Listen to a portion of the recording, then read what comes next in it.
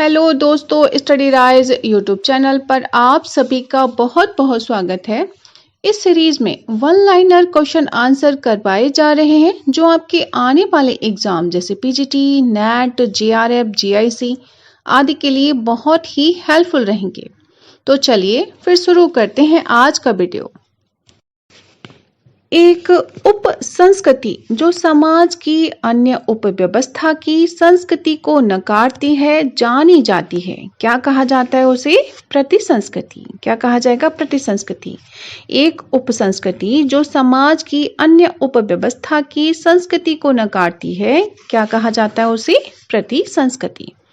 Next है, Redfield द्वारा प्रस्तुत लघु समुदाय की विशेषताओं में से मौलिक विशेषताएं हैं। तो कौन सी मौलिक विशेषताएं हैं? लघुता, विशिष्टता, समरूपता। ये क्वेश्चन काफी बार पूछा जाता है। जो रेडफील्ड जी की लघु समुदाय के ऊपर जो उन्होंने विशेषताएं बताई हैं वो काफी बार पूछी जाती हैं। तो ये विशेषताएं जो वो लर्न करके रखिएगा। कौन कौन सी? लघुता, विशिष्टता, समरूपता। नेक्स्ट है, आर्थिक पूंजी, व्यावसायिक पूंजी, सांस्कृतिक पूंजी तथा प्रतीकात्मक पूंजी में से बोर्डियो द्वारा दिए गए वर्गीकरण का भाग नहीं है। तो इसमें से कौन सा उन्होंने वर्गीकरण जो किया है उसमें से कौन सा भाग नहीं है, किसे नहीं बताया है, वो बताना है। तो इसमें कौन सा हो जाएगा? व्यावसायिक पूंजी। कौन सा? व्यावसायिक पूंजी।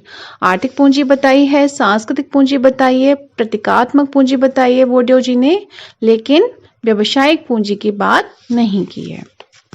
नेक्स्ट है, आधुनिक समाज को जोखिम समाज के रूप में व्यक्त किया है। तो जोखिम समाज के साथ ही आप लोग लर्न कर लीजिएगा। जोखिम समाज केवल इनका ही है, अल्रिच बेक का। किसका है? अल्रिच बेक का। आधुनिक समाज को जोखिम समाज के रूप में कौन व्यक्त करता है? अल्रिच बेक। नेक्स्ट है, मृत्युपरांत आधुनिक समाज यानी पोस्ट थॉमस मॉडर्न सोसाइटी की अवधारणा को व्यक्त किया है। तो वो किसने किया है? जिगमंड बोमन ने। ये सारे क्वेश्चन बहुत ज्यादा इंपॉर्टेंट हैं। ये सभी अच्छे से लर्न करके रखिएगा। इनको 4-5 बार बार इनको रिवीजन करेंगे ना तो ये माइंड में सेट हो जाएंगे। तो जैसे ही आप देखेंगे ना ऑप्शन तो तुरंत से आपको याद आ जाएगा। इसलिए 4-5 बार इधर उधर घूमते हुए कहीं जा रहे हैं, खा रहे हैं, पी रहे हैं, तो इसको ना सुनते रहिए आप लोग। क्या बताया था इसमें? मृत्युपरांत आधुनिक समाज यानी कि पोस्ट थॉमस मॉडर्न सोसाइटी की अवधारणा को व्यक्त करता है। तो वो कौन करता है? जिगमंड बोमन। नेक्स्ट है, उत्तर औद्योगिक समाज को सूचना समाज के रूप में भी जाना जाता है। क्यों? क्योंकि समाज का मौलिक साधन क्या होता है? ज्ञान होता है। क्या होता है? ज्ञान होता है। जो उत्तर औद्योगिक समाज को सूचना समाज के रूप में जाना जाता है क्योंकि समाज का मौलिक साधन क्या होता है? ज्ञान होता है। अब नेक्स्ट है, सुमेलित है। तो हमें सुमेलित करना है। एक तरफ अवधारणाएं हैं, विचारक हैं। अच्छा, ये तो सुमेलित है ही। सामाजिक तथ्य। सामाजिक तथ्य किसका है? दुर्खाइम जी ने दिया था, ये सबको पता है। सामाजिक उद्विकास, ये स्पेंसर जी का है। और परकीकरण या अलगाव, कभी कभी वर्ड आ जाता है परकीकरण, एलाइनेशन यानी कि अलगाव, ये किसका है? तो वो मार्क्स जी ने दिया है। और दुष्कार्य, दुष्कार्य किसके हैं? मर्टन के हैं। प्रकार्य और दुष्कार्य है ना, तो ये मर्टन हो जाएगा। अच्छा, नेक्स्ट है, सहयोगात्मक सामाजिक प्रक्रियाएं हैं। तो सहयोगात्मक सामाजिक प्रक्रियाएं हैं, कौन सी हैं इसमें दी हुई हैं? सहयोग और सात्मीकरण। ये कैसी प्रक्रियाएं हैं? सहयोगात्मक सामाजिक प्रक्रियाएं हैं। नेक्स्ट है, ऑगस्ट कांट ने घटता सामान्यीकरण तथा बढ़ती जटिलता का सिद्धांत दिया है। किसमें दिया था उन्होंने? कि घटता सामान्यीकरण तथा बढ़ती जटिलता का सिद्धांत दिया है विज्ञानों के संस्तरण में। जो उन्होंने विज्ञानों का संस्करण बताया है कि पहले गणित होगा, फिर साइंस होगी, फिर सबसे लास्ट में जो 8 नंबर पे आता है तो वो सोशियोलॉजी होगी। तो इसमें क्या है? जटिलता बढ़ती जा रही है। इसमें क्या बढ़ता जा रहा है? जटिलता। तो वही है, ऑगस्ट कांट ने घटता सामान्यीकरण तथा बढ़ती जटिलता का सिद्धांत दिया है। तो किसमें दिया है? विज्ञानों के संस्तरण में। अच्छा, नेक्स्ट है, यांत्रिक तथा सावयवी समेक्य अवधारणा विकसित की है। तो ये सबको पता है। यांत्रिक तथा सावयवी की अवधारणा किसने दी है? दुर्खिम जी ने दी है। अच्छा नेक्स्ट है, अंतिम सामाजिक सत्य समूह है, व्यक्ति नहीं, माना है दुर्खीम ने। ये जो कोटेशन है ये काफी पूछी जाती है कि अंतिम सामाजिक सत्य समूह है, ठीक है, व्यक्ति नहीं। ये किसने माना है? तो वो दुर्खीम जी ने माना है। अब नेक्स्ट है कथन और कारण। कथन और कारण बताएं इसमें। कथन है, स्वतंत्र बाजार अर्थव्यवस्था हेतु प्रतिस्पर्धा आवश्यक है, ठीक है। और कारण क्या दिया है कि प्रतिस्पर्धा से उत्पादों की गुणवत्ता को बढ़ावा मिलता है। तो क्या है, ए और आर दोनों सही हो जाएंगे और आर ए की सही व्याख्या भी है। क्यों? क्योंकि जब स्वतंत्र बाजार अर्थव्यवस्था होती है तो उसमें प्रतिस्पर्धा ज्यादा हो जाती है, वहां पे बहुत सारी कंपनियां आ जाएंगी, ठीक है, जहां पे स्वतंत्र बाजार होगा। और इसके साथ ही क्या होगा, जब प्रतिस्पर्धा होगी तो उत्पादों की गुणवत्ता को भी बढ़ावा मिलता है, ठीक है, कि कोई प्रोडक्ट है तो उसमें किसमें कुछ कमी है या किसी में कुछ ज्यादा है, तो उनमें गुणवत्ता को बढ़ाया जाता है अपना प्रोडक्ट बेचने के लिए। तो ये दोनों ही सही है और दोनों ही एक दूसरे की व्याख्या करते हैं। अच्छा नेक्स्ट है, विकास का गांधीवादी प्रारूप सम्मिलित करता है। क्या करता है सम्मिलित? जियो इसलिए कि दूसरों की सहायता करो ताकि वे जीवित रहें। तो ये किसका है? गांधीवादी प्रारूप है। ये विकास का गांधीवादी प्रारूप में क्या दिया हुआ है कि जियो, आप लोग जियो इसलिए क्योंकि दूसरों की सहायता करो ताकि वे भी जीवित रहें। अब नेक्स्ट है सुमेलित है। सुमेलित है इसमें विकास का प्रत्यक्षवादी सिद्धांत। तो ये विकास का प्रत्यक्षवादी सिद्धांत किसका है? आगस्कॉम्ची का है। प्रत्यक्षवादी सिद्धांत आगस्कॉम्ट का। विकास का आदर्श प्रकारीय सिद्धांत, तो ये है पार्सन्स का आदर्श प्रकारीय सिद्धांत। प्रकार्य पूछा है, ठीक है, आदर्श वाला जो बेवर वाला नहीं है, ये प्रकार्य वाला है। आदर्श प्रकारीय सिद्धांत है तो वो पार्सन्स का है। विकास का सामाजिक मनोवैज्ञानिक सिद्धांत, तो ये है मैक्लीलैंड का है। विकास का सामाजिक मनोवैज्ञानिक सिद्धांत किसका? मैक्लीलैंड का है। और विकास का प्रसारवादी सिद्धांत ये है लर्नर और फेल्डमैन का। विकास का प्रसारवादी सिद्धांत किसका है? लर्नर और फेल्डमैन का। अब नेक्स्ट है सामाजिक संस्थाएं जनरीतियों से विकसित होती हैं, यह मत व्यक्त किया है। तो वो किसने किया है? W.G. समनर ने। किसने किया है? W.G. समनर ने। सामाजिक संस्थाएं जनरीतियों से विकसित होती हैं, यह किसका कथन है? तो ये हो जाएगा W.G. समनर का।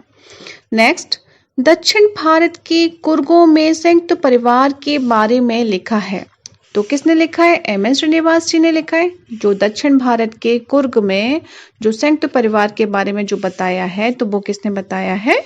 M.N. श्रीनिवास जी ने। इसकी उन पर बुक भी है। अच्छा नेक्स्ट है, विवाह के अस्तित्व का प्रारंभ तब हुआ जब आर्थिक एवं यौन दोनों प्रकार एक संबंध में संगठित हुए, दावा किया है। तो ये किसने कोटेशन दी है? ये दी है जेपी मडाक जी ने। किसने है? जेपी मडाक ने। क्या कहते हैं जेपी मडाक जी? कि विवाह के अस्तित्व का प्रारंभ तब हुआ जब आर्थिक एवं यौन दोनों प्रकार एक संबंध में संगठित हुए, ठीक है।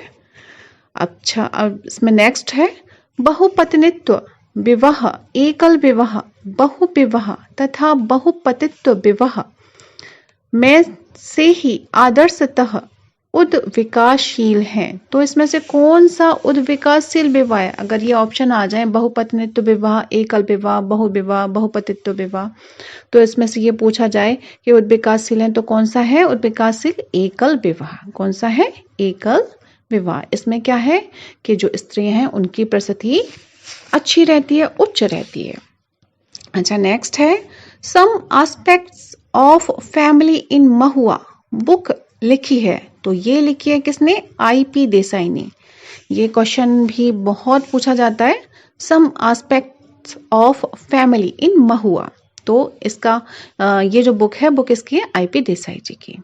अच्छा नेक्स्ट है जब निम्न जाति की एक स्त्री ऊंची जाति के पुरुष से विवाह करती है तो इसे कहा जाता है क्या? अनुलोम विवाह। क्या कहा जाएगा? अनुलोम विवाह। नेक्स्ट है, जब कई बहनें एक ही समय या संभावित रूप में एक ही पुरुष की जीवन संगिनियां होती हैं तो इस पद्धति को कहते हैं, क्या कहते हैं? पत्नी भगनी विवाह। क्या कहते हैं? पत्नी भगनी विवाह। यानी कि जब कई बहनें, जैसे एक कोई फैमिली है उसमें 3-4 बहनें हैं और वो एक ही समय में सभी का विवाह किससे? एक ही पुरुष से हो जाए तो वो क्या हो जाएगा? पत्नी भगनी विवाह। अच्छा, नेक्स्ट है इसमें urbanisation and family change in India. ये पुस्तक किसकी है? ये बहुत इंपॉर्टेंट है, ये बहुत पूछी जाती है बुक। कौन सी? Urbanization and family change in India. ये बुक है एम.एस. गोरे की। किसकी है? एम.एस. गोरे की। एम.एस. गोरे ने कौन सी बुक लिखी है? Urbanisation and family change in India. Next है, एक परिवार समिति है क्योंकि इसमें है, यानी क्या है? तो ऑप्शन होंगे उसमें आपके क्वेश्चन पेपर में, तो उसमें से सदस्य दिया होगा तो वही इसमें सही होगा। यानी एक परिवार समिति है क्योंकि इसमें सदस्य होते हैं। अच्छा, नेक्स्ट है, झूम खेती अपनाए हैं। तो झूम खेती किन किन ने अपनाया है? तो भील ने अपनाया है, बेंगा ने तथा गोंड जनजातियों में झूम खेती होती है। ठीक है, झूम खेती के बारे में सबको पता ही है कि झूम खेती क्या होती है। झूम खेती से जो संबंधित जनजातियां वो कौन यूज करती हैं झूम खेती? भील, बेंगा, गोंड। भील, बेंगा, गोंड। अच्छा, नेक्स्ट है, किंग्सले डेविस के अनुसार परिवार के प्रकार्य हैं। तो क्या क्या प्रकार्य हैं? क्या क्या कार्य हैं? किंग्सले डेविस ने क्या क्या बताए हैं परिवार के प्रकार्य? नंबर 1 है प्रजनन, देखरेख, नियोजन एवं समाजीकरण। ठीक है, प्रजनन, देखरेख, नियोजन एवं समाजीकरण। ये किसने बताए? किंग्सले डेविस जी ने। अब नेक्स्ट है, मैकाइवर एवं पेज के अनुकूलन को विभाजित किया है। तो किसमें विभाजित किया है? भौतिक, जैविक तथा सामाजिक में। मैकाइवर एवं पेज ने अनुकूलन को विभाजित किसमें किया है? भौतिक में, जैविक में तथा सामाजिक में। नेक्स्ट है, भारत में नातेदारी संगठन का व्यवस्थित अध्ययन प्रारंभ किया। तो ये किसने किया था प्रारंभ? भारत में नातेदारी संगठन का व्यवस्थित अध्ययन इरावती कर्वे जी ने। किसने किया? इरावती कर्वे जी ने क्या किया कि भारत में नातेदारी संगठन का व्यवस्थित रूप से अध्ययन किया। अच्छा, नेक्स्ट है, मुस्लिम विवाह की मूल प्रकृति है। तो मुस्लिम विवाह कैसा है? संविदात्मक है। कैसा है? संविदात्मक है, यानी कि समझौते वाला है, संविदा पे। अच्छा, नेक्स्ट है इसमें सामाजिक स्तरीकरण को प्रभावपूर्ण भूमिका निर्धारण एवं प्रतिपादन से संबंधित किया है। तो वो किसने किया है? के डेविस एवं W.E. मूर ने। क्या? सामाजिक स्तरीकरण को प्रभावपूर्ण भूमिका निर्धारण एवं प्रतिपादन से संबंधित बताया है। तो वो किसने बताया है? के डेविस और ई मूर ने। नेक्स्ट है, औद्योगिक क्रांति का अभिप्राय है। तो क्या अभिप्राय है औद्योगिक क्रांति का? उत्पादन में कृत्रिम शक्ति का प्रयोग। औद्योगिक क्रांति कब कही जाएगी? जब उत्पादन में कैसे साधन हो जाए? कृत्रिम साधन ज्यादा हो जाए। पहले तो खेतों को जो जोता जाता था तो वो बैलों के द्वारा जोतते थे, अब ट्रैक्टर है, उससे भी अच्छी अच्छी मशीनें आ गई हैं। ठीक है, तो ये क्या हो गया इसमें कृत्रिम शक्ति का प्रयोग अधिक हो गया, तो हम औद्योगिक क्रांति में आ गए। अच्छा, नेक्स्ट है, जाति, वर्ग, धर्म एवं परंपरा में से परंपरागत भारतीय समाज में सामाजिक स्तरीकरण का आधार था। तो वो क्या था? तो वो थी जाति। क्या थी? जाति। जाति, वर्ग, धर्म एवं परंपरा में से, ये 4 ऑप्शन दिए होंगे क्वेश्चन में। जाति, वर्ग, धर्म एवं परंपरा में से परंपरागत भारतीय समाज में सामाजिक स्तरीकरण का आधार था। जब स्तरीकरण का आधार पूछ लिया तो किस में आएगा स्तरीकरण? जाति में आ जाएगा। ठीक है, तो इसका आधार क्या था? जाति था। अब नेक्स्ट है, प्रदत्त बनाम अर्जित प्रतिमान चर के रूप में अंतर किया है। तो प्रदत्त बनाम अर्जित प्रतिमान चर के रूप में अंतर किया है, तो वो किया है किसने? टी पार्सन्स जी ने। किसने किया है? टी पार्सन्स जी ने। अब नेक्स्ट है, एक ही व्यक्ति की जीवन वृत्त के दौरान सामाजिक स्थिरीकरण व्यवस्था के अंतर्गत ऊर्ध्वमुखी या अधोमुखी सामाजिक गतिशीलता को कहते हैं। तो क्या कहते हैं इसे? अंतःपीढ़ी गतिशीलता। क्या कहा जाएगा? अंतःपीढ़ी गतिशीलता, यानी कि एक ही व्यक्ति की जीवन वृत्ति के दौरान सामाजिक स्थिरीकरण व्यवस्था के अंतर्गत ऊर्ध्वमुखी हो जाए या फिर अधोमुखी हो जाए, तो जो सामाजिक गतिशीलता आएगी उसे क्या कहेंगे? अंतःपीढ़ी गतिशीलता।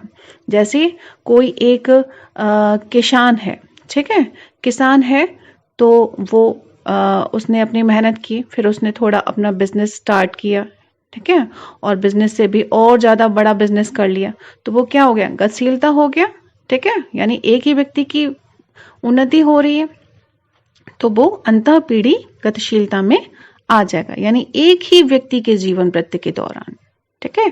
जैसे कोई मान लो, जैसे कोई क्लर्क है, पहले कोई जॉब करता है, क्लर्क है, लेकिन फिर भी वो तैयारी करता रहता है और वो पीसीएस अधिकारी बन जाए या आईएएस बन जाए या प्रोफेसर बन जाए, तो वो क्या हो जाएगा? एक ही व्यक्ति के जीवन वृत्ति के दौरान सामाजिक स्थिरीकरण व्यवस्था के अंतर्गत या तो ऊपर उठ जाए या फिर नीचे आ जाए। जैसे मान लो कोई बहुत ही ऊंचे पद पर हो, लेकिन कुछ उस पर आरोप लग जाए और वो कैसे? नीचे उस पे आ जाए, ठीक है। तो उन्नति और अधोगति, यानी ऊर्ध्वमुखी और अधोमुखी सामाजिक गतिशीलता को क्या कहते हैं?